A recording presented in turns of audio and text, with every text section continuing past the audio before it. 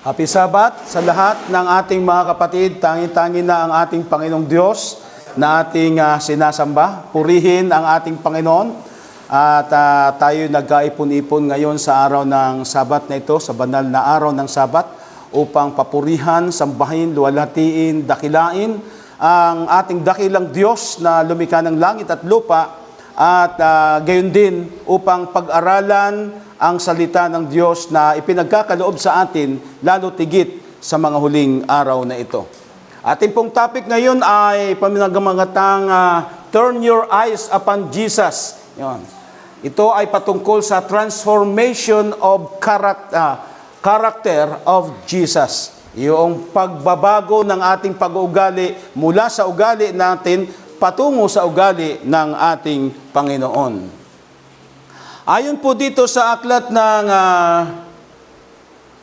Letter 16, 1892, man must not only read the Word of God, supposing that a casual knowledge of this world will bring about in him a reformation of character. Yan. Ang sabi po, sinabi ng Diyos ang tungkol sa pagbabago ng mga pag-uugali, na kung ganon, kapag tayo ay nag-aral tungkol sa pagbabago, reformasyon, ang pag-uugali ay dapat na kasama. Ang sabi po sa banal na kasulatan,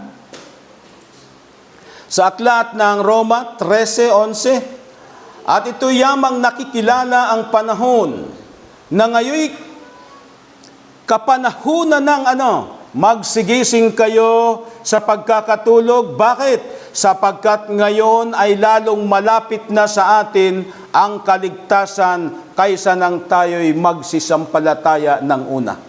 Ang wika sa banal na kasulatan, aklat ng Tito 2:13, na hintayin yaong mapalad na pag-asa at ang pagpapakita ng kaluwalhatian ng ating dakilang Diyos at tagapagligtas na walang iba kundi ang ating Panginoong Hesukristo. Ngunit, ayon sa kanyang pangako, samantalang tayo naghihintay sa pagdating ng Panginoon, ayon sa kanyang pangako ay naghihintay tayo ng bagong langit at ng bagong lupa na tinatahanan ng katuwiran.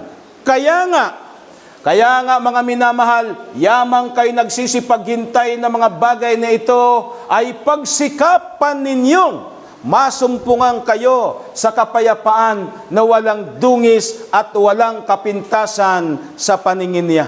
Mga minamahal na mga kapatid, yaman din lamang naghihintay tayo sa ating Panginoon sa kanyang muling pagdating. Kaya nga tinawag na mga Adventist na naghihintay sa pagbabalik ng Panginoon. Ang Biblia ay nagpapahayag na samantalang tayo naghihintay sa pagdating ng Panginoon, ay dapat pagsumikapan natin na tayo masumpungan sa panahong ito. Na anong sabi? Na nasa kapayapaan na walang dungis at walang kapintasan sa paningin niya. Yan ang sabi ng nasusulat. Samantalang naghihintay, dapat masumpungan walang dungis. Ibig sabihin, perfect. Walang kapintasan. Ibig sabihin, talagang walang anumang bahid ng karumihan at kasamaan.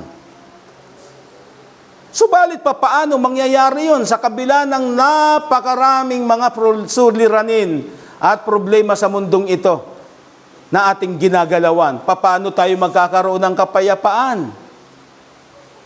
At paano tayo magkakaroon ng perfect character?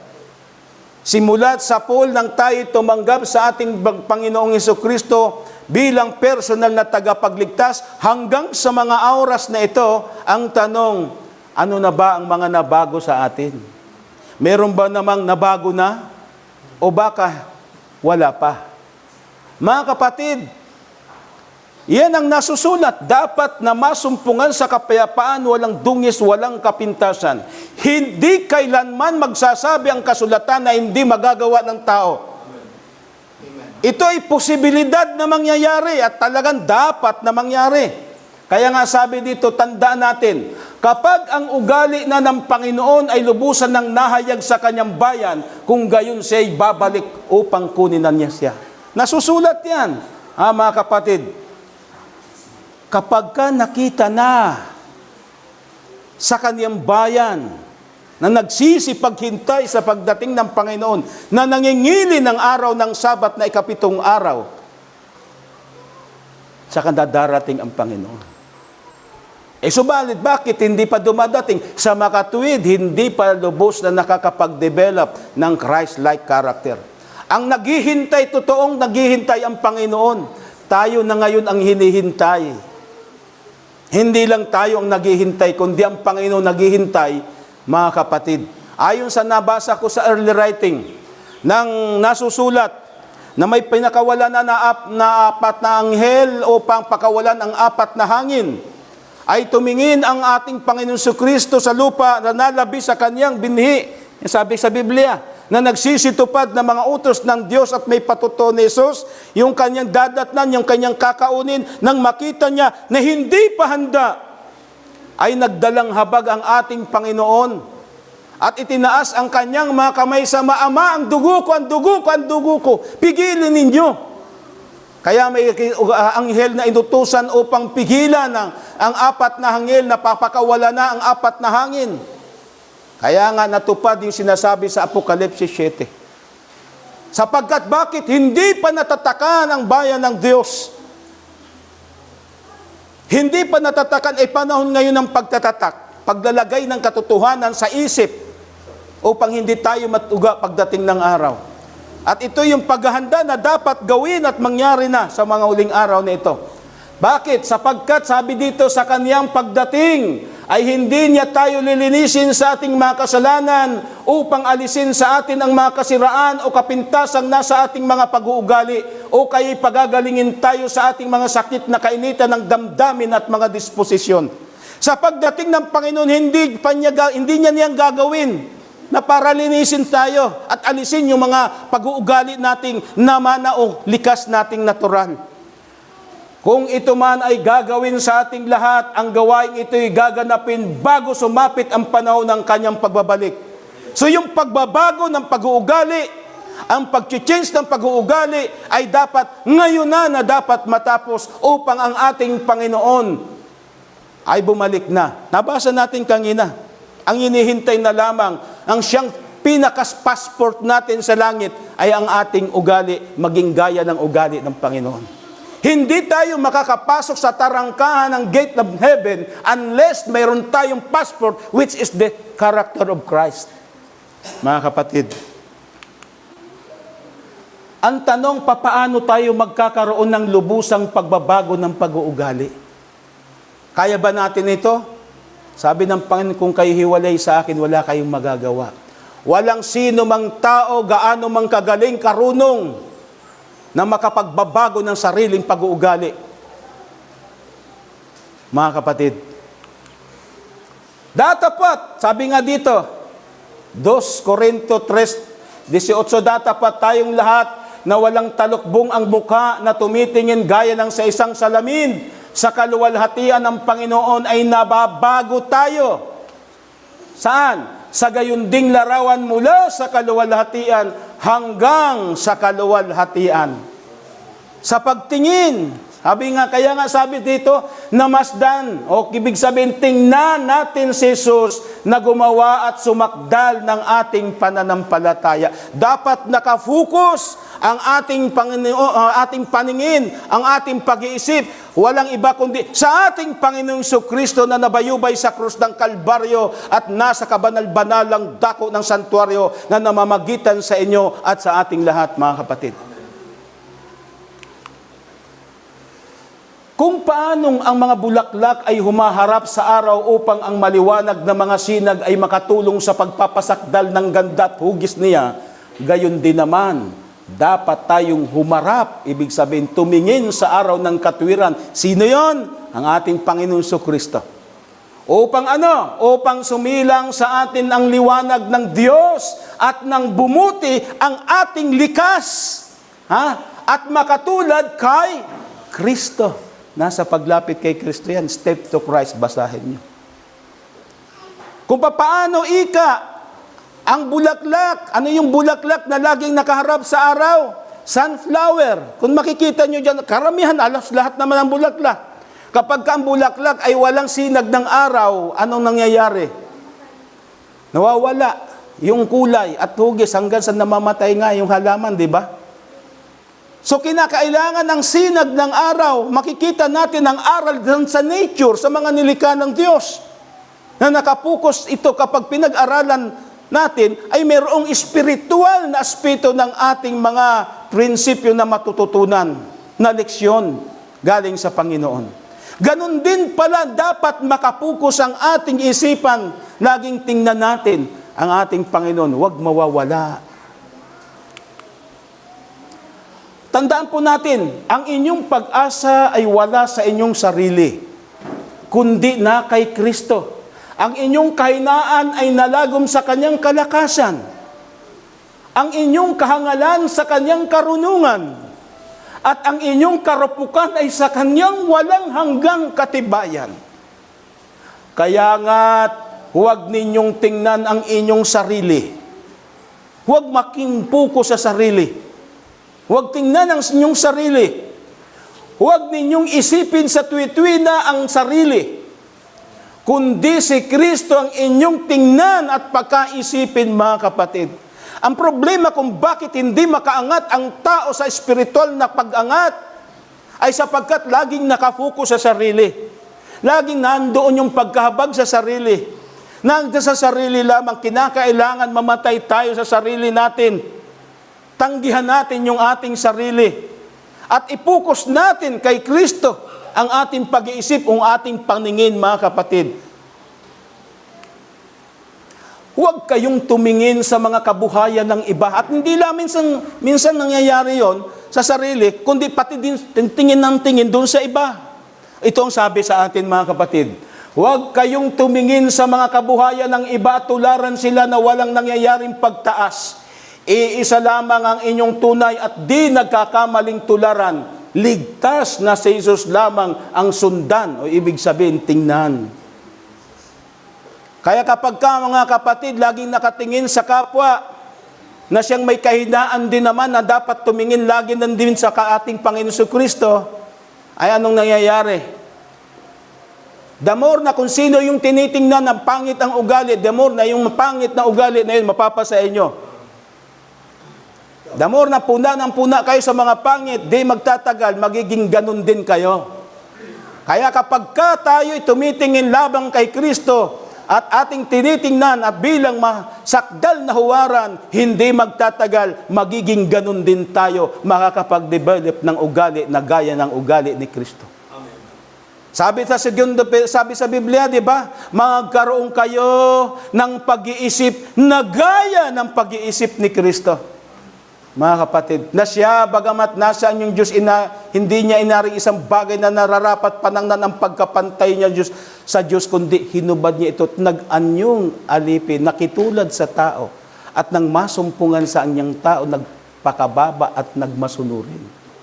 At paano siya nagpakababa at nagmasunurin? Yun ang ating titignan. Turn your eyes upon Jesus. Hindi yung mukha ni Jesus na sinasabi ngayon na nakikita natin sa mga libro at sa kung saan-saan. Hindi yun ang tunay na mukha ng Panginoon. Walang pruweba. Sa Biblia, mula sa Genesis hanggang Apokalipsis, na describe ang mukha ni Kristo. Liban na lamang sa sinasabi sa aklat ng Isaias. At ito nga, mga kapatid, nasa hula naman, mga kapatid, yung itsuran ng Mesiyas nang siya'y magkatawang tao. Actually, kakaiba, ang layo-layo kung titingnan natin sa mga pamilyar na mga nakikita nating mga larawan ngayon na ginagamit ng halos lahat ng reliyon, unang-una na ng iba't ibang ng Katoliko at saka ng iba't ibang mga Protestanting reliyon tungkol sa image ni Jesus. Kaya sabi dito sa aklat ng Isaias, mga kapatid, ito, nakapokus tayo sa ating Panginoon. Itong hula ng bago ang ating Panginoon magkatawang tao. Sabi dito sa Isaias 53, Isaias 53, sapagkat siya'y tumubo, talatang 2 at 3, sapagkat siya'y tumubo sa harap niya na gaya ng sariwang pananim, at gaya ng ugat sa tuyong lupa. Walang anyo o kagandahan man, nato mga kapatid, at pagka ating minamasdan siya, ay walang kagandahan na mananais tayo sa Kanya. Hula ni Isaias, hinggil sa pagkakatawang tao ng ating Panginoon Kristo. Siya'y hinamak at itinakwil ng mga tao. Isang taong sa kapanglawan ay bihasa sa karamdaman at gaya ng isa sa pinagkaublihan ng kanilang muka ng mga tao na siya'y hinamak at hindi natin hinalagahan siya. Tunay na kanyang dinala ang ating mga karamdaman at dinala ang ating kapanglawan. Gayon may ating pinilagay siya na hinampas, sinaktat ng Diyos at dinalamhati. Sino ang pinatutungkulan? Ang ating Panginoon Kristo. Mayroon ng hula sa Biblia kung anong magiging external representation ng ating Panginoon nang siya'y magkatawang tao. Ang sabi kung titingnan, wala tayong makikitang kagandahan. Ibig sabihin, hindi siya gwapo. Hindi siya katulad ng mga artistang matakas ang apil at dating. Hindi naman masasabing siya'y pangit, kundi siyang karaniwan. Karaniwan lamang na walang dating sa panglabas na kaanyuhan. Pero kapag nagsalita na siya at gumawa na siya at kumilos na siya, makikita ang malaking pagkakaiba. Sapagkat bagamat ang itsura ng Panginoon na magkatawang tao ay hindi kaakit-akit sa paningin, subalit yung kanyang kilos, salita at gawa ay doon naakit ang mga tao. Kaya nga hindi tinanggap ng mga saserdote at ng mga pare noon ng ating Panginoon. Sino ba yan? Anong mong itsura niyan? Pero nung kumilos nga siya magpagaling na may sakit, nagpakita ng pag-ibig at pagmamalasakit sa mga tao, doon attract ang mga tao. Ibang klase pala ito. Kasi ang tao tumitingin sa panlabas, subalit ang Diyos tumitingin sa panloob na dapat na makita sa atin mga kapatid ang leksyong ito. Kaya yung sabi ko na turn your eyes upon Jesus, not the image. Maililigaw po tayo. Kaya nga may counsel ang Panginoon na wag masanay, ma-divert yung isipan natin doon sa mga larawan ngayon na picture tungkol kay Jesus na ginagamit ng sanlibutan. Maaring tinatawag yan ay paaring pakana para malinlang ang mga tao. Kasi di ba sabi sa Biblia, pag si Satanas mag-aanyong Kristo eh. Ang tanong, anong image ang gagamitin ni Satanas pagdating ng araw? Hindi ba yung pamilyar na sa isip ng mga tao at paningin ng tao? So hindi yun ang ating pinaka-topic. Ang ating pinaka-topic yung character, yung panloob. Titingnan natin yung panloob na larawan ng kaluwalhatian ng Panginoon, yung character, hindi yung panlabas. Kasi magiging si Ellen G. White na pinakitaan ng mga pangitain, na nakita niya ang kaibig-ibig na mukha ng Panginoon, pero nang mawala na siya sa pangitain, hindi niya na maalala kung anong itsura. Pero alam naman natin, bago dumating ang second coming, mag-impersonate si Satanas. At ano ang posibilidad na kunin na anyo ni Satanas? Hindi ba yung pamilyar ng kinikilala na ng mga tao na si Jesus? At hindi ba sinabi na si Satanas ay magpapakita? Ano ang gagamiting mukha? Ay di yung pamilyar na. Kaya mind conditioning yung mga nakikita nating mukha ngayon. Pero ang dapat i-focus natin, hindi yung image, hindi yung mukha, kundi yung character ni Kristo yung ating tingnan. Okay. Ano-ano ang maaaring mangyari sa sarili kung hindi siya ang ating titingnan?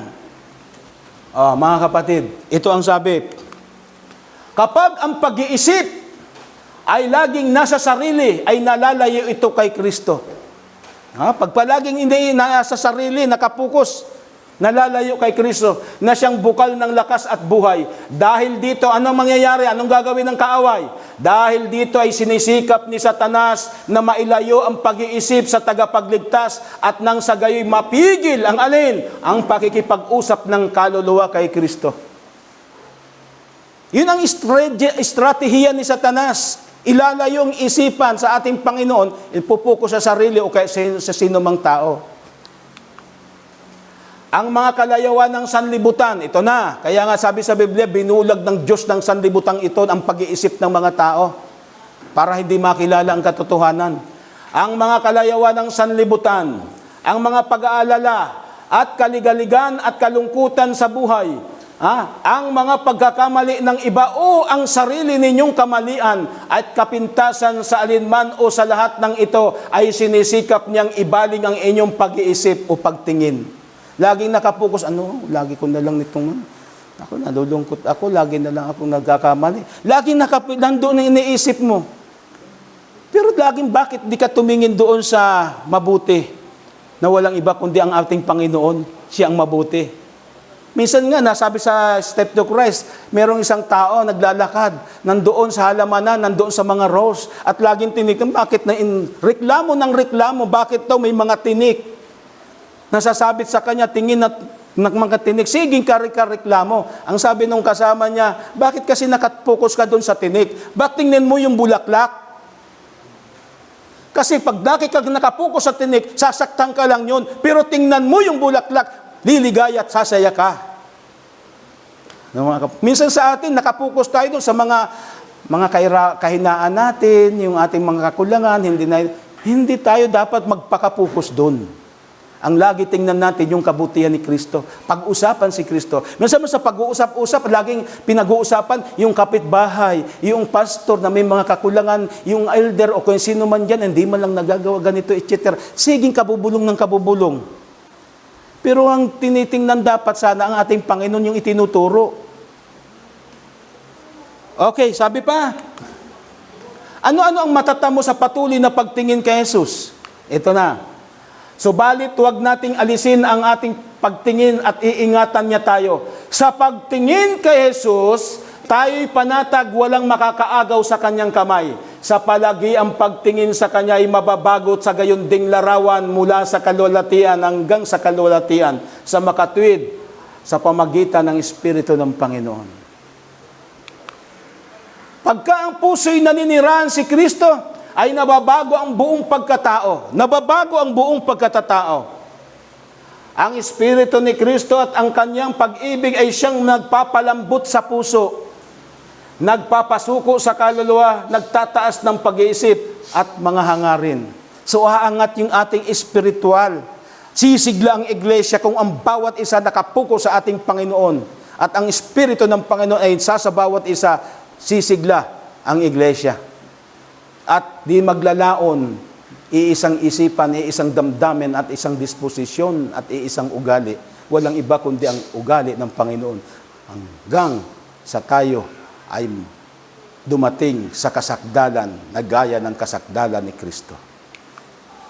Ang mga katangian sa buhay ni Kristo na dapat tingnan at pag-aralan, ito na tayo mga kapatid. Sa mga kabataan, halika kayo dito sa loob. Mahalagang mahalaga na inyong pakinggan ito, sapagkat ang pag-aaral nito hindi lamang sa mga nakakatanda, lalo't higit sa mga kabataan ngayon. Sapagkat ang mga kabataan ang pinupukusan ng kaaway ngayon sa mga huling araw na ito. Mga kapatid, subalit alam nyo ba ang mga kabataan pag dumating ang panahon na ang mga matatanda na hindi na makagawa ng kanilang tungkulin ng pagbibigay ng pabalita, ang banal na Espiritu ay kikilos sa mga bata na naturuan at nasanay sa pagkatakot sa ating Panginoon at nagkaroon ng ugali sapagkat natuto ng ugali ng ating Panginoon. Kaya mga kabataan, please lang, halika kayo dito, mga bata, mga kabataan. Pakinggan ninyo ito. Yung nasa labas, meron pang nasa labas. Napakalaga ito. Naririnig ba? Sige. Ito. Sabi ng Panginoon, magsiparito sa akin kayong lahat na nangapapagal at nangabibigit ang luba at kayo aking papagpapahingahin. Pasanin ninyo ang aking pamatok at mag-aral kayo sa akin, sabi ng Panginoon. Mag-aral kayo sa akin. Bakit? Sapagkat ako'y maamo at mapagpakumbabang puso at masusumpangan ninyo ang kapahinga ng inyong kaluluwa. Magkakaroon ka ng peace of mind sa kabila ng mga problema, suliranin at dagok sa buhay at kagulumihanan dito sa mundong ito. Mayroon kang peace of mind sapagkat nag-aral ka sa paaralan ni Kristo. Natutuhanan mo kung paano magkaroon ng kapayapaan sa kabila ng kagulumihanan. Sapagkat ganun ang ating Panginoon. Sa kabuhayan, ito ha, ang kabuhayan ng tagapagligtas nung siya'y narito sa ibabaw ng lupa ay hindi isang pagpapaginhawa, ha? At pagmamahal sa sarili. Kasi ang gusto ng mga tao ngayon, kaaluwanan. Laging nakapuko sa sarili. Yung gusto ng sarili, hindi iniisip yung gusto ng Panginoon. Sa pagkain na lang, gusto, masarap ba yan? Hindi iniisip, masustansya ba yan? Di ba? Puro sarap, maraming sarap na nagdudulot ng hirap. Hindi iniisip, ano bang maidudulot yun sa aking kalusugan para ako lumusog, para mabigyan ng kaluguran ng Diyos. Tingnan nyo, ito. Siya'y gumagawa ng mga kasipagan at katapatan sa ikaliligtas ng nawaglit ng mga tao. Sapagkat ano ang sabi sa Biblia, mga kapatid? Mula roon sa sabsaba ng mga hayop, hanggang sa Kalbaryo, tinuntun niya ang landas ng pagkakait sa sarili, self-denial. At hindi niya sinikap na makawala sa mabigat na gawain. Sabihin, ang hirap naman kasi, ang init, ang layo-layo naman din lakarin dyan. No! Ang sabi sa Biblia, narito ang pagtiyatyaga ng mga banal, nagtitiis. Yun ang katangihan ng Seventh-day Adventist Dapat. Sabi dito, mahirap na mga paglalakbay at nakapangihinang pag-aalala at paggawa. Tiniis ng Panginoon. Sinuong ng ating Panginoon yan. Kung palaging nasa isipan natin yan, mahihiya tayo. Kung ang Panginoon na nga sinasamba sa langit, nagpakababa, nagtiis, how much more pa tayo? Sino tayo? Mahal na mahal tayo ng Panginoon. Gusto niya tayong maligtas. Anong dapat natin gawin? I-focus natin yung ating isipan sa ating Panginoon. Ang wika niya, ang anak ng tao, hindi na parito upang paglingkuran, kundi ano? Kundi upang maglingkod, ibigay ang kanyang buhay sa pagtubo sa marami. Yun ang kanyang motibo, niyang sadya kung bakit nagkatawang tao siya at nag-anyong alipin na nakitulad sa tao. Hindi upang paglingkuran. Kung yun ang kanyang mitiin, di na sana siya nagpagbaba dito. Yun ang kanyang sadya, magbigay ng halimbawa sa lahat ng tao. Yung naranasan natin, yung nararamdaman natin, naramdaman ng Panginoon yan.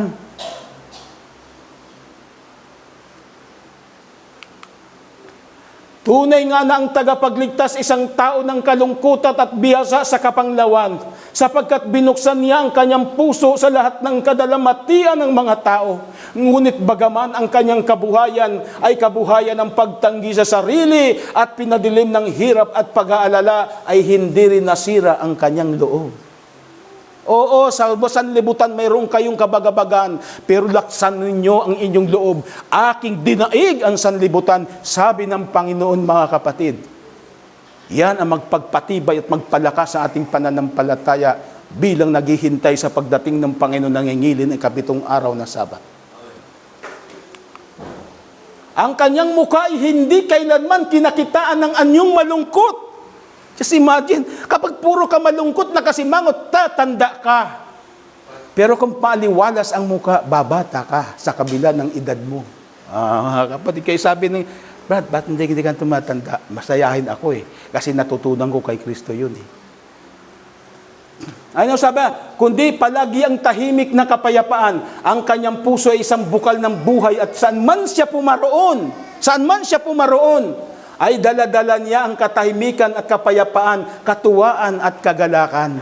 Saan man siya pumaroon, dala-dala niya ang katahimikan, kapayapaan. Kaya kapag kang bawat membro ng iglesia ng Seventh-day Adventist ay nakapuko sa ating Panginoon Jesucristo, di maglalaon magiging ugali ng ating Panginoon Jesucristo at sa gayon darating ang panahon, kukunin na ng ating Panginoon Jesucristo. Di ba? Bakit? Gusto ba talaga ninyong tumagal pa tayo dito sa mundong ito? Satisfied na ba kayo dito sa mundong ito? No. Umidad ka ditong 80, swerte-swerte mo na. Grabe ang hirap, di ba? Ang init ng panahon, tapos trabaho ka dito. Kita mo? Yung mayaman, lalong yung mayaman. Yung mahirap, lalong naghihirap. Tapos kita niyo yung mga balita sa radyo, television at magit sa mga pahayagan, puro na lang kung ano-anong mga kasamaan nangyayari. Nakakasawa na, di ba? Oo nga, ginagawa nga, dami-dami mga ganda, puro mga kung ano-ano, pero hindi na bigay na nakakapagdulot ng kapayapaan. Ang ating tagapagligtas ay napaka-formal. Formal. Hindi siya magaslaw. At lubos ang pagkamataimtim. Kaya sa mga magulang, ilagay niyong ulitin ang tungkol sa ugali ni Kristo. The more na nababasa sa ipamagitan ng isip ng mga kabataan ito, the more na magkakaroon pagbabago sa kanilang pag-uugali. Kung yung salita na lang, ano ba, titigas ang ulo mo, etc., etc., lagi nyo sinasabihan ng mga ganon, ay di magiging ganon na nga siya. Ito, ang kabuhayan ng tumutulad sa kanya ay magiging puno ng mataimtim na hangarin, magkakaroon silang malalim na pagkakilala o pagkilala sa kapanagutan ng bawat isa. Kapag meron tayo mga kapatid, pagka tinitingnan lagi natin yung buhay ng Panginoon, lagi natin pinag-aaralan, mga kapatid, magkakaroon ng kapanagutan sa bawat, mayroon kang concern sa kapatid. Hindi yung, pahala siya sa buhay niya. Alam niya na yan eh. Ibig sabihin nun, malayo pa. Ganun bang kapatid? Naku, dapat naman paalalahanan yun. Madalaw nga natin. Ba't hindi na nagsisimba? May concern. Kasi natutunan mo yung ugali ni Kristo. For God so loved the world that He gave His only begotten Son, for that whosoever believeth in Him should not perish but have everlasting. Dahil sa pag-ibig. Kapag walang concern ang isa't isa sa bawat isa, mga kapatid, alang pag-ibig. Walang paalalahanan, walang pagpapalakasan, walang pagdadamayan, walang pagtutulungan. Subalit dapat tayong gawin ang ganoon, mga kapatid.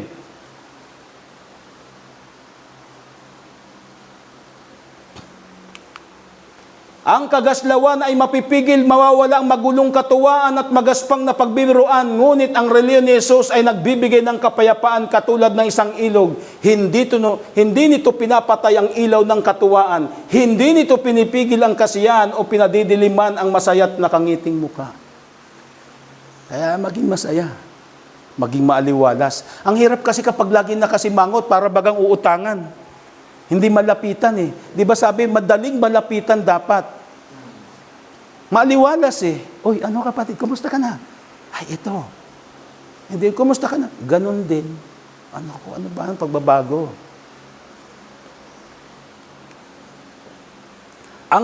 Ito na mga kabataan, pakinggan ninyo ito. Ang katangian ni Jesus sa pagkabata at kabataan. Doon natin ihimay-himayin simula sa pagkabata.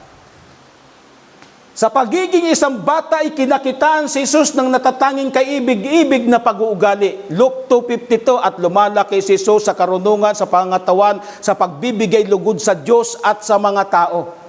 Kita mo, naging kaibig-ibig, pero ang mga bata ngayon, tayo nabubuhay sa huling kapanahunan, huwag nawan sana yung ating mga anak maging gaya ng sanlibutan. Anong sabi sa Biblia? Sa mga huling araw, darating ang panahong mapanganib, sapagkat ang tao ay magiging maibigin sa sarili. Ano pa? Mayayabang, mapagmalaki, mapagmura. At ano pa? Masuwayin sa mga magulang. Makita mo, noong araw, naalala ko, yung mga bata daw noong araw, sabi ng aming lolo't lola, tingin lamang sa anak, tumitigil na sila. Anak, kapag ka may kausap ang magulang, nandiyan sa tabi, nagmamano pag may dumating. Pero ngayon, nandyan na. Hindi na tingin. Titig-tignan ka pa rin. Pag sisimangutan ka pa din, o kaya mumulatan ka pa din. Iba na ngayon, Iba na, ang layo na. Dahil sa impluwensya ng sanlibutan, bunga ng telebisyon, mga napapanood sa mga teleserye, pakikinig ng mga kung ano-ano, mga worldly music at panunood ng mga videos at pag-games at cellphone. Mga kapatid, nandyan alam mo, ang cellphone hindi man masama, pero depende sa paggamit. Kapag ginamit yan, sa isang bagay na laging yung tinitingnan ninyo, pag magiging ganun, mahilig si Rhea. Sa amin, wala na kaming television. Meron dong television, Hindi ko nilagyan ng antena. Kasi hindi mapigilan yung misis ko, laging pa nandoon doon sa teleserye, kahit magwo-worship, o bilis-bilisan. O di naman kaya, wala nang worship kasi may inaantabayanan na teleserye. Kaya tuloy, minsan yung, alam mo naman yung mga teleserye, nandyan yung mga samaan ng loob, nandyan magsasagot ng kung ano-ano. Kaya nai-influensyan tuloy ng ganun eh. Mainitin ng ulo, bakit ganun? Ay naginaw na, laging puro pag-aaway, tapos manunood pa ng mga video ni Tolpo. O diba? Anong influensyang makikita doon? Eh puro kasama, puro na nangyari, puro kung ganun-ganun, sigawan dito, sigawan doon. Sa pagtingin tayo nababago. Pero kung palagi nakapokus at nagbabasa, sa bagay, yung kasing television color, gumagalaw pa, yung TV, ganon. Pero yung Bible, black and white, di pa gumakilos. Mga kapatid, kapag ka nakaharap ng TV, ang gising na gising, kahit alas 10, alas 11 na. Pero pagka sa Bible, wala pang 10 minuto, naantok na. Mga kapatid, sabi ng siya sa atin ninyo ang iyong sarili. Pagka ganon, ano na tayo, magulumihanan na tayo, ba, ibang klase na itong nangyayari sa akin. Kaya nga, nung sabi, huwag niyong ibigin ng sanlibutan, yung mga bagay sa sanlibutan, sino mang umiibig sa sanlibutan, wala sa kanya ang pag-ibig ng Diyos. Anong kabuluhan na makamtan natin yan kung hindi naman tayo magiging handa? Kaya inalis ko na lang yung TV, kasi minsan nababasa ako, tapos buksan yung TV, hindi ko na malaya, nandoon ako, wala na yung paano ko doon sa ano. Lakas mong hipnotismo. Kaya pinatalikod ko. Bubuksan na naman din ng gano'n. Kaya bininta ko na lang. Pinalitan ko ng 3 volumes SOP. Dami ko pang natutunan. Kaya kayo sa amin, ito naman, wala na nga kaming TV, mayroong cellphone. Ay nandoon na. Kaya kapatid, ingat lang, control. Kaya nga ang ginawa ko dito sa laptop, may mga movies pa ako dito, brother eh. May movies pa ng sanlibutan. Actually, kung totoo, hindi naman masyadong masama. Hindi naman masyadong masama. Masama pa din. Ang ginawa ko, bakit kaya gusto ko magpakabait, hindi ko magawa? May hadlang pala. Nang alisin ko, sabi naman, alisin ang mga bagay na kinawiwilihan. Inalis ko lahat. Ang hilig ko pa man din manood ng cartoon. Yun ang gusto ko. Kakatuwa eh. Pero ang tanong, natutuwa di ba ang Panginoon? Ba't napanood mo? Ano mangyayari sa iyo? Ano maipapakita sa inyong kabutihan dyan? Di ba? Libangan lang po. Ang nasusulat, sabi sa unang sinulat, ang tunay na libangan, ang tunay na naghintay sa pagdating ng Panginoon ay ang pagbulay-bulay sa mga bagay ng spiritual, yung langit na bayan. Isipin nyo ang mga bagay na hindi nakikita, huwag yung mga bagay na nakikita, sapagkat yung mga bagay na nakikita ay may katapusan, subalit yung mga bagay na hindi nakikita ay pangwalang hanggan. Kaya lagi kong ini-imagine, ano na kaya pagdating ng araw, nandoon na sa langit, ano kayang ganito, ganyan? Diba? Excited ka. Napapaangat pang spiritual mo kasi laging ini-imagine mo yung mga bagay na promises ng Panginoon. Okay. Sanay siya sa karilitaan at kahirapan. Yan, tinan mo mga bata. Pagtitipid at kagipitan. So, big sabihin, masinop ang Panginoon ng bata pa siya. Sanay doon sa kahirapan, kagipitan at pagtitipid. Di katulad ngayon magbigyan, ito, diretso ka agad sa tindahan Diba, mga kabataan ngayon, Sa kanyang masipag na pamumuhay ay walang panahong naaksaya na makapag-anyaya sa tukso. Ganon si Jesus. Wala siyang nasayang na oras na sumama sa mga masasamang barkada. Nung pagkabata ng Panginoon, hindi siya nakisalamuha sa mga pangit na ugali mga bata. Nasa Desire of Ages yan, basahin ninyo. Ako inuulit-ulit ko lang yan Kaya kapag dapat laging ipinupuko sa mga bata, tinuturuan siya, si Jesus pala ganito. Gusto mo maging gaya ni Jesus o maging gaya ni Satan? Ay, ayoko kay Satan. Kung ito, paano ba ang ginawa ni Jesus noon? Ito. Kaya nga, wala kayong ba ituturo kung di naman kayo nagbabasa. Kaya magbasa na magbasa. Kahit na ituro nyo na ulit-ulitin nyo, the more na nauulit, the more na pumapasok sa isip Sa lahat ng pangyayari ay sinarahan niya ang pinto ang daraanan ng manunukso. Ni sa salapi at kalayawan, ni paunlak o bantaman ay hindi naakay sa kanya na siya'y gumawa ng kamalian. Ganyan si Jesus. Sabi sa Biblia, hindi tayo tutuksohin, hindi natin kaya, pero kalakip ng tukso gawin ang pag-ilag. Kasi ang tukso, kailanman, hindi ito lumalayo. Ang tao ang dapat lumayo. Kaya nga sabi sa Patriarchs and Prophets, yung nagnanais na hindi matukso, ay dapat umiwas sa pagbabasa, pakikinig, at panunood ng mga bagay na magmumungkay ng karumihan. At sabi sa aklat sa Biblia, hindi ako maglalagay ng hamak na bagay sa harap ng aking mga mata. Mga kapatid, ang gaganda ng mga quotation sa Bible is Spirit of Prophecy, di ba? At ano pang ugali ni Jesus nung siya'y maliit pa? Matalas ang kanyang isip na kumilala ng masama at malakas ang kanyang loob na lumaban. Kapag palagi nating itong pinag-aaralan at lasasaksak sa ating isipan, di maglalaon magiging gayon tayo sa Kanya, mga kapatid. Si Jesus ay naniran sa isang tahanan sa bukid. Gaya nito. Matapat at masaniyang ginagamnap ang mga tungkulin sa gawaing bahay. Isa siyang handang pag-utusan, isang anak na magiliwin at masunurin. Mga kabataan ngayon, anak, ganito, ganyan. Naku, ako na naman. Wait. Hindi na uso ngayon kapag tinawag mo, utusan yung bata. Wait. Mga kapatid, ito ang tandaan natin. Wag na wag paiiralin at sasabihin lagi ang wait. Paano pag sinabi na ng Panginoon, anak, ganito, wait, Lord, pwede bang pahintayin pa ang Panginoon? Gaano man kahalaga yung ating ginagawa. Mga bata, pakinggan ninyo ito. Gaano man kahalaga ang inyong pinagagagawa.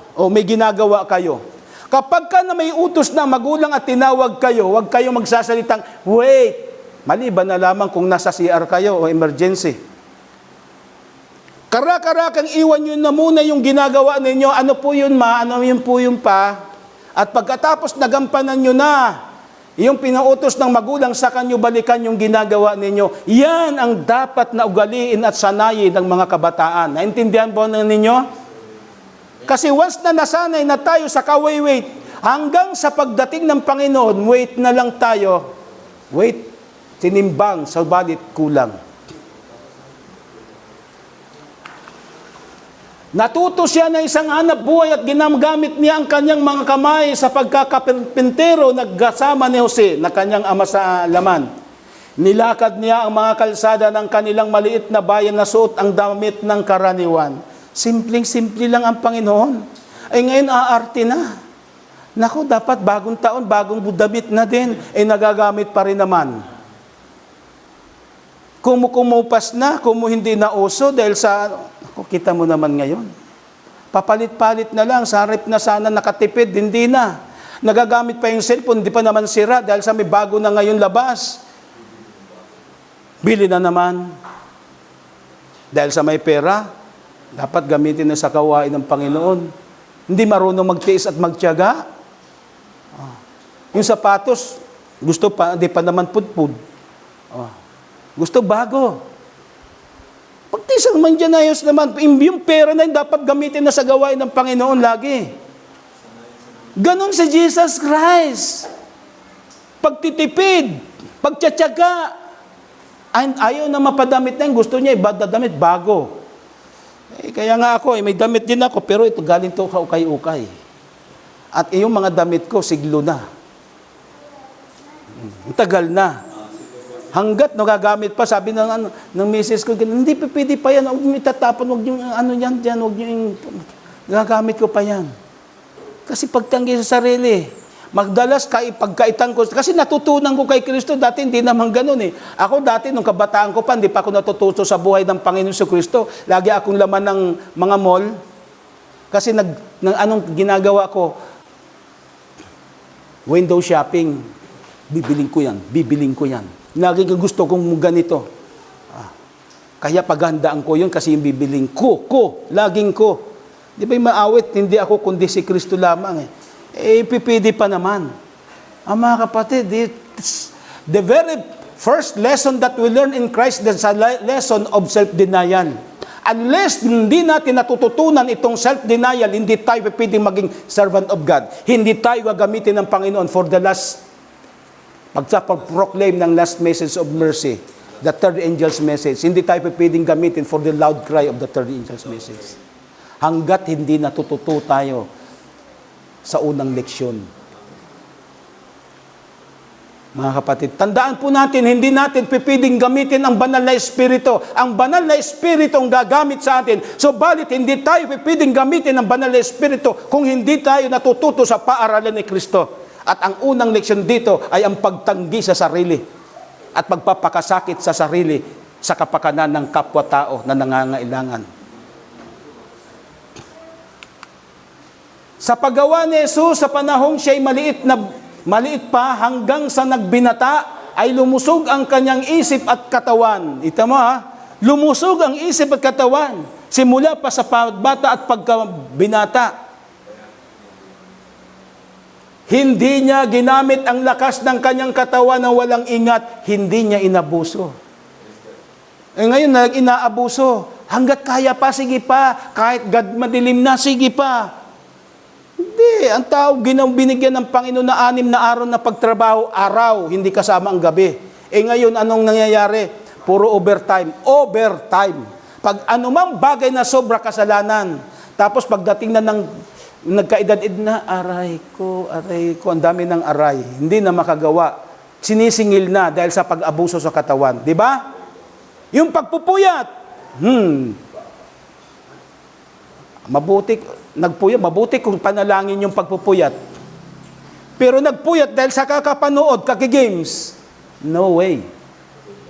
Paano tayo dadalhin sa langit?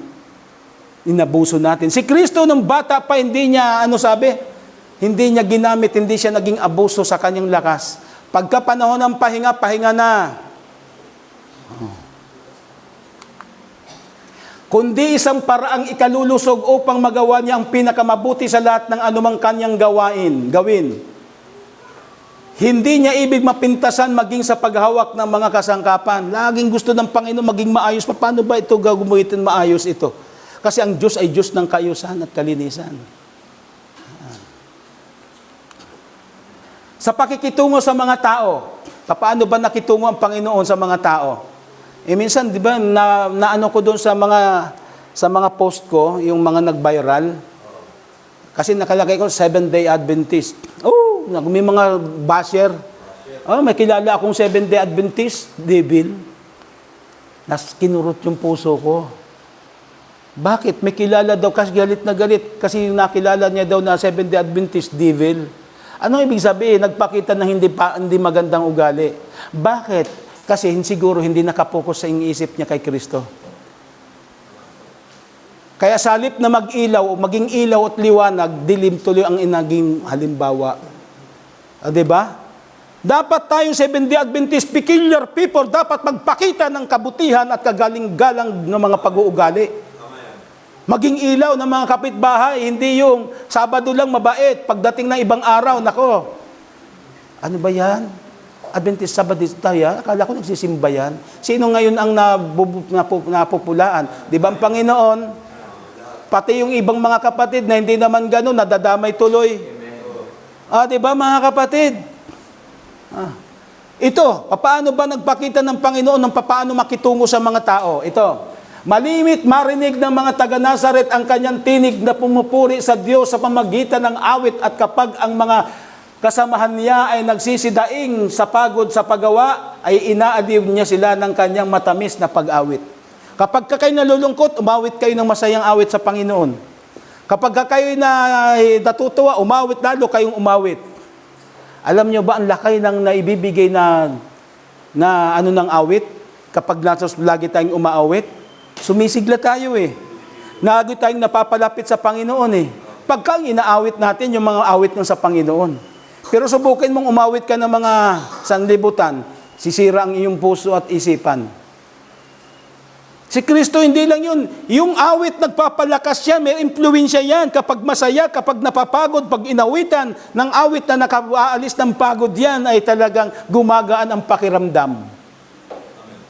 Di mo? Kaya nga lagi nagpa-practice, hindi yung sintonado dapat pinapractice. Walang sino mang sintonado kung ito'y sinasanay. Nasasanay yan, mga kapatid. Pag hindi na kayo umaawit, nako, di ba, ang pag-awit ay pagpupuri yan. Ganon si Jesus Christ. Sa buong mga taon ng kanyang pagtira sa Nazareth, ang kanyang buhay ay naging parang agos ng pakikiramay at pagkakawang gawa. Laging nasa isip ni Kristo kung paano matutulungan yung kapwa niya mga tao.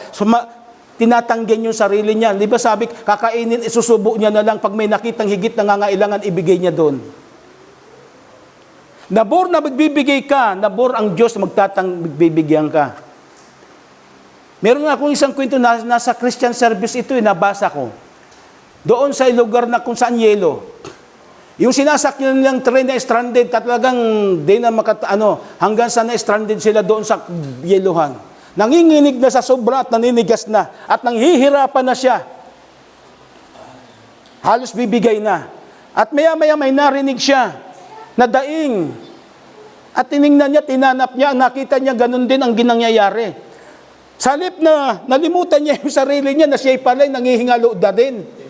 Pinuntahan niya yun, ang pagapang na pinuntahan niya, yung naghihingalo na tao at narinig niyang boses. At nang makita niya talagang sobrang ginaw na, pinuntahan niya at niyapos niya yun.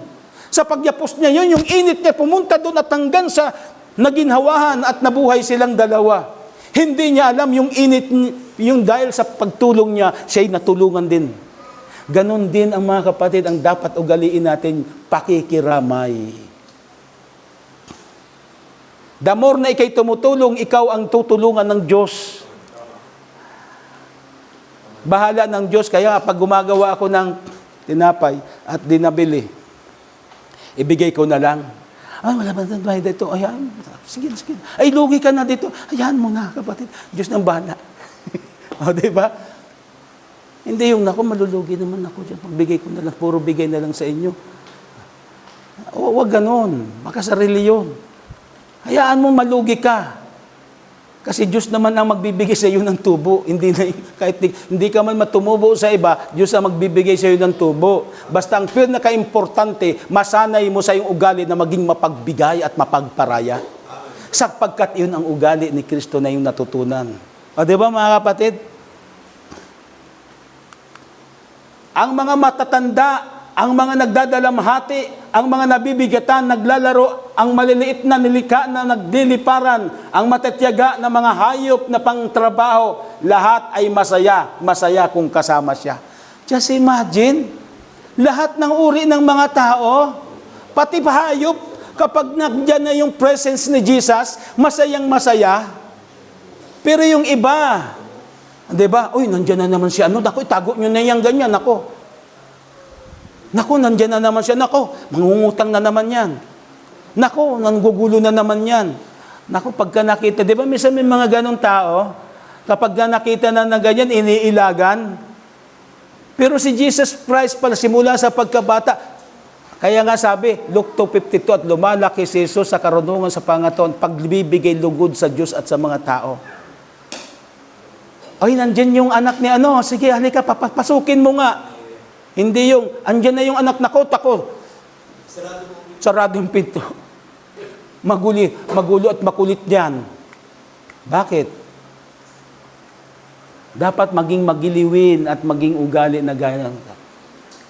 Para, alam mo, sabi doon sa Christ Object Lesson na basa ko, ano man daw katindi yung puso ng mga tao, di ba? May mga puso ng mga tao na napakatigas, kumbaga prejudice, pag nakita sa Sabadista, mga Sabadista, pera-pera lang din naman yan.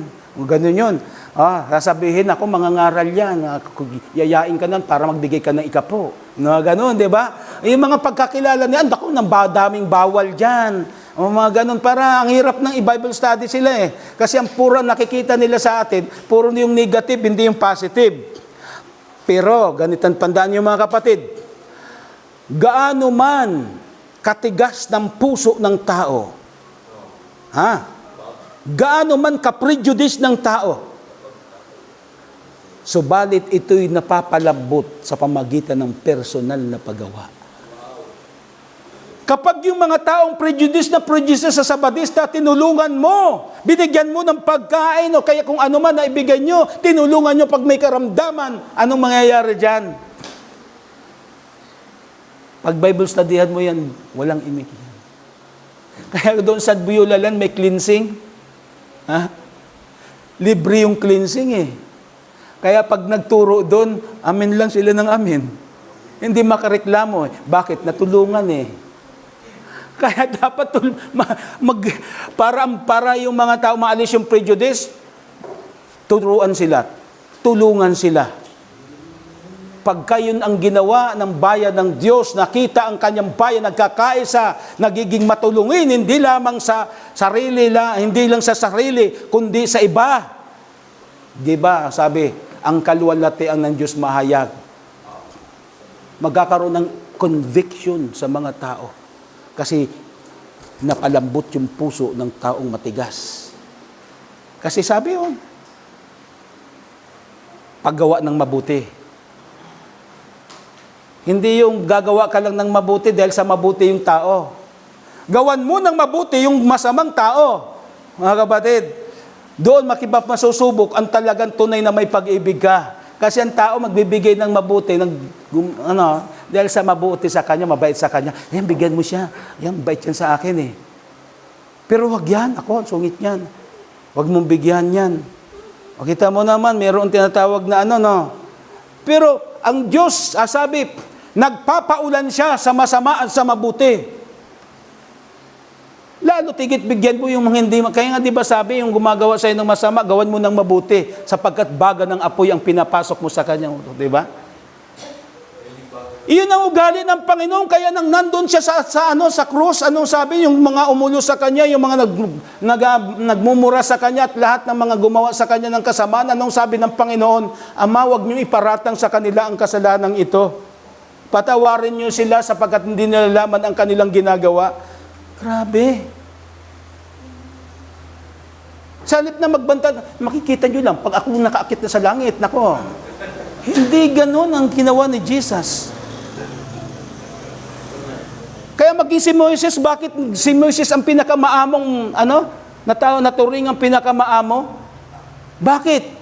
Kitina mo nang ilabas niya, ginamit ng Panginoon para ilabas ang mga Israel sa Egypt sa pagkaalipin.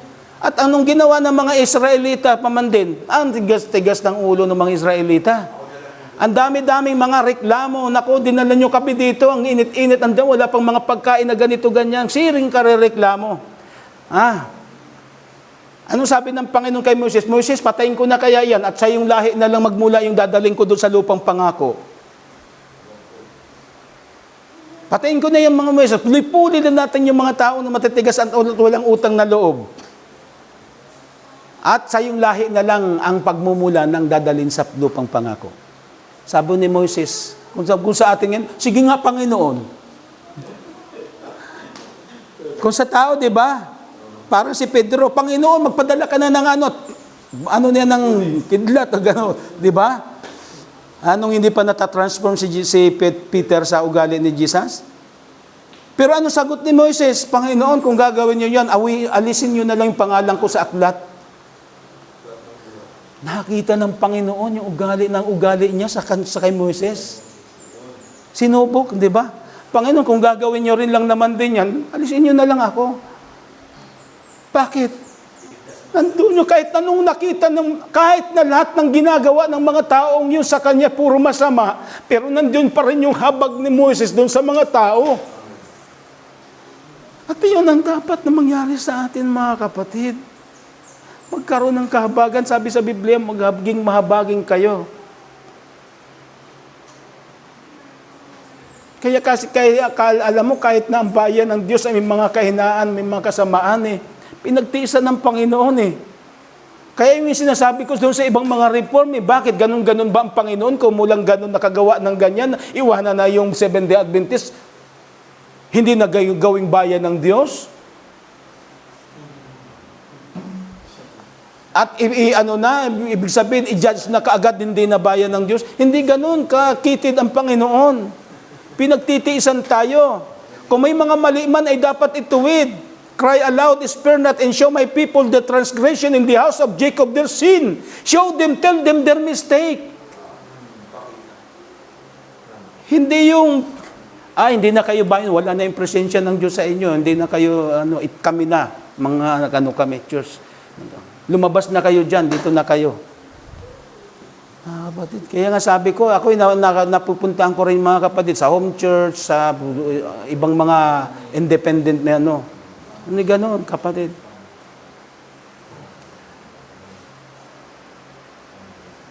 The history of the ancient Israel repeated in the modern Israel. Di ba may mga pagtalikod din, may mga hari talagang naging corrupt? Pero ganun ba ang Panginoon? Pinuksa kaagad ang Israel? No. Mahabang pagtitiis ng Panginoon. Kaya nga sabi, ang ating pakikipaglaban hindi ayon sa laman dugo, kundi sabi? Tao laban sa tao na nagkukubawawan ng dyablo. Kaya yung taong gumagawa sa iyo ng masama, sa halip na gawan mo ng masama at gantihan mo, ay maaawa ka doon sapagkat biktima lamang siya ng kaaway. Kaya nakita ng Panginoon yung mga umulo sa Kanya, yung mga nagkakutsabahan dahil para ipapatay siya. Sa halip na galit at puot ang naramdaman ng ating Panginoon sa Kristo ay habag sapagkat alam niya ang magiging kantungan ng mga taong yun. Naawa siya. Ganon din tayo. Kaya mga kapatid, dati-rati, sa pulpa sa pagkabata, na ako yung nag-aaral na, hindi naman ako ganito. Sapagkat kung sakali mayroon man ugali ako na talagang masama, ay talagang din ako patatalo yung napakapikunin ko, ayoko makakarinig na hindi maganda. Pero, kaya nga nung araw, lagi akong may kaaway Nung elementary ako, kasi talagang pati babae na patulang ko. Kasi, iyon ang aking mga ugali na namana o ano pa man likas. Naturalisa. Pero nang natutunan ko ito, nang napag-aralan kong buhay ng Panginoon, nagkaroon ng changes, brother, na hindi ko sukat akalain. Kasi kahit gumawa ng masama sa amin, kahit pinalayas pa kami sa iglesia, kahit na pinersecute pa kami, pero wala akong naradam katitingman na sama ng loob at galit doon sa mga taong gumawa na yun. Bakit ko naramdaman at nadadama ko yun? Sapagkat natutunan ko sa buhay ng Panginoon. At sa patuloy na pagtanggi sa sarili at pag-aaral sa buhay ni Kristo, hindi ko namamalayan na hindi ko sa sinasabing transform na ako at hindi ko sinasabing perfect at sakdal na ako. Pero mayroong mga pagbabagong nakita ako na hindi ko sukat akalain. Kaya nga ito yung binabahagi ko sa inyo sapagkat totoo. Sapagkat naranasan ko na kapag tayo tumingin kay Kristo, pinag-aralan natin yung ugali ni Kristo, di maglalaon unti-unti, magiging ganun tayo, magtataka na lang tayo, para bagang paggawa ko ng tinapay na haluan yung harina ng yes at unti-unting lumalaki. Dati ang hilig ko makasanlibutan ng mga awitin. Pero bakit ngayon makakarinig lang kayo, masakit na sa tainga ko at gusto ko na marinig laging awit ng tungkol sa Panginoon. Bakit? Sapagkat natutunan ko kasi nakapokus yung isip ko, ipinukus ko na sa ating Panginoon. Ay bakit ngayon? Kahit na senior citizen na ako, halos gusto ko lang mga kasayahan ko kahit wala akong sweldo, mangaral doon at mangaral dito. Kung pipili lang marami ako, gagawin ko Bakit? Natutunan ko. Magkakaroon ng ibang ng isipan mo, iba ang magiging motibo mo. Dito nga, kaya itong tinuturo ko sa mga kapatid, kasi natutunan ko experience. Gayunman, iniwasan ni Jesus ang matanghal, hindi siya naghangad na mataas sa katungkulan at hindi siya gumamit ng mga titulo. Kita mo, nagpakababa ang Panginoon. Ang katangian sa pagsasalita, ito, malapit na po tayo. Yung pagsasalita, paano ba nagsasalita ang Panginoon? Makitungo, pakikipag-usap. Saan man siya naroon, nagsalita siya sa mga tao tungkol sa mga bagay na naukol sa lalong matuwid na kabuhayan. Ang mga bagay na katalagahan, ang mga pangyayari pang araw-araw na kabuhayan ay pinagsama niya sa mga salita ng katotohanan. Kita mo? Hindi mahilig si Jesus sa mga joking. Naakit sa kanya ang mga puso ng mga nakikinig sapagkat pinagiling niya ang kanilang mga sakit, inaliw ang nalulumbay sa kanila at kinalong niya ang mga anak at binagpala ang mga ito. Nang buksan niya ang kanyang bibig sa pagsasalita, ay napabaling at napatuon sa kanya ang kanilang pansin at sa ilang kaluluwa ang bawat salita niya ay naging samyo ng buhay sa ikabubuhay. Kasi puro mapagpala, puro banayad, puro caring ang kanyang mga salita. Wala nang siyang salita ng mga masasakit na mga kung ano mga pampahina ng loob. Ito, mga kapatid, take note. Hindi niya pinuna o pinagwikaan ang kainaan ng mga tao. Ang tigas-tigas ng ulo mo kasi ganito. Kung ano pang mga sepangit na sinasabi, wag na dapat makalabas sa ating bibig ang ganung mga awit, salita. Walang takot na tinulugsan niya ang pagpapaimbabaw at di paniniwala at ang kasamaan. Gayon may nasa kanyang tinig ang kalungkutan ng bigkasin niya ang umihiwa ng kanyang mga salita. Alam mo kapatid, nagsalita siya ng matitigas. Lalo tigit sa mga Pariseo talagang palaban. Pero nandoon may luha ang kanyang tinig. Nang salitain niya yung mga di ba? Yun ang sinasabi, hindi yung mahirap na lang salibihin. Si Jesus, ito mga kapatid, alam mo dati, ang hilig ko makipagdebate. Ang hilig ko makipagkatwiranan. Sabi nga ng kanisang brother Rene, alam mo Rene, dapat ka maging attorney ka, maging abogado ka. Ang hilig mong lumusot, ang hilig mong makipagtalo. Ganun talaga ako noon, simula pa sa pagkabata. Manghilig sumagot, maganon. Pero nang natutunan ko, ito, napag-aralan ko yung buhay ni Kristo. Sabi dito, si Jesus ay hindi lubos na nagpahayag o nakipagtalo, patuloy na nakipagtalo sa mga doktrina. Subalit siya'y nagsalita ng maikling pangungusap gaya ng pag-asik sa mga makalangit na mga butil ng doktrina, katulad ng perlas na nasa pangangailangan ng maipon ng mga nakakakilalang mga ngaral. Kaya initinigil ko na yon, makipag-usap, makipagtalo.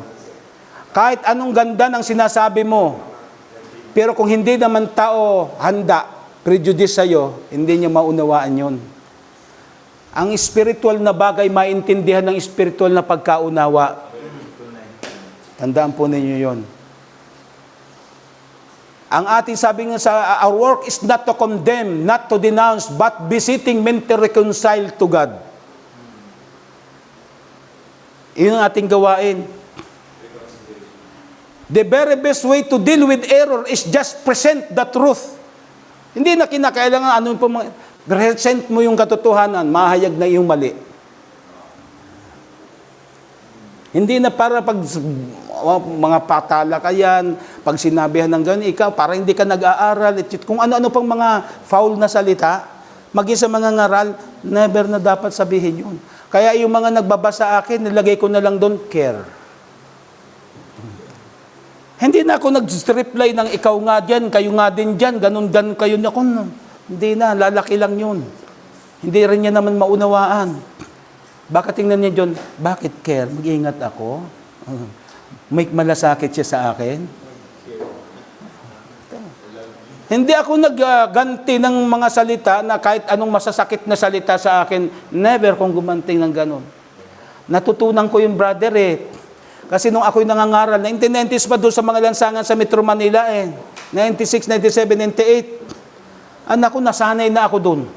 Alam mo, nangangaral ako, grabing harassment ng iba't ibang mga dating, yung mga Pentecostal, nandiyan nang nangangaral ka, tapos bututan ka ng cellphone, ikaw ba'y ipahiya ka kung ano-anong sabihin sa'yo. Naku, hindi naman ako makaimik, talagang namumutla na ako dun sa pagkapahiya. Tiniis ko lang kasi nabasa ko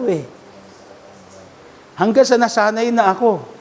Mga kapatid, sa mga uling araw na ito, darating ang panahon na ibibigyan ang bayan ng Diyos mga ngaral.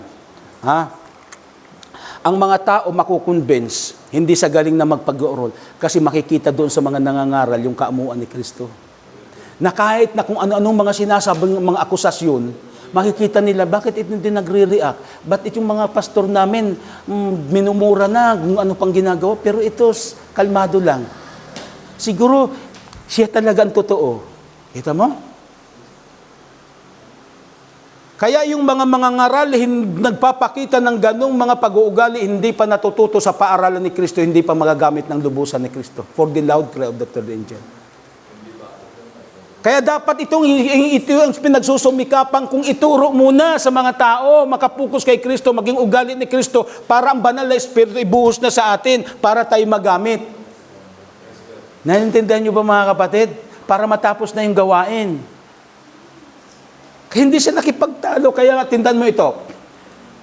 Hindi lubos na nagpahayag o nagpatuloy.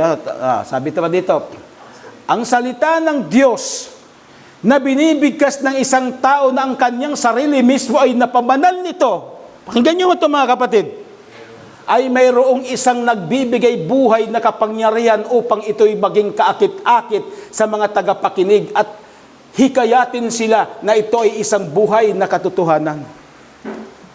Mga kapatid, kung ano yung ating tinaniniwalaan, sinasampalatayanan, aral, dapat mahayag sa atin. Kasi kahit anumang galing natin ang pagsasalita, pero yung ating sinasabi, hindi natin kikita sa buhay natin, walang kabuluhan, batingaw na umaalingaw-ngaw lamang. At ito'y mangyayari lamang mga kapatid kapag ang ugali na ni Kristo ay nasa atin, sa pamamagitan ng patuloy na pagtingin, pag-aaral sa buhay ng Panginoon. Kaya yaman din lamang mga kapatid, tayo nabubuhay sa uling araw na ito, magpakatotoo na po tayo. Magpakaseryoso na sa ating pananampalataya. Kung mayroon man tayong mga kainaan, kakulangan at kung ano-anong pamang mga negatipong bagay, ilapit natin sa Panginoon yun. Managhuy tayo sa Panginoon. Panginoon, tulungan mo ako. Hindi ko naman po kaya. Gusto ko nga maging gaya po ninyo. Tulungan po ninyo ako by the power of God. Mga kapatid, sincere prayer, lalo na sa ating gabi, pag nag-iisa tayo, makipagbunot tayo sa panalangin. Kasi ang Diyos ay buhay, nakikinig sa kanyang mga anak na sincere at umiiyak sa pananalangin. Sapagkat sino pa bang di magdadamayan? Di ba tayo, kukunti na lang naman tayo. Magpalakasan na tayo. Kinakailangan ang bawat isa sa atin ay magpatibayan, magpalakasan, magtulungan at magdamayan. Sapagkat ito ang ipinakita ng halimbawa ng ating Panginoong Jesucristo na sabik na tayo'y dalhin sa langit na bayan. Pagpalain tayo ng ating Panginoon. Amen. Mga kapatid, yung aking message, meron pamimigay ako sa iyo. Nandito po yun. Para malimutan man ninyo yung presentation, pero i-review po ninyo.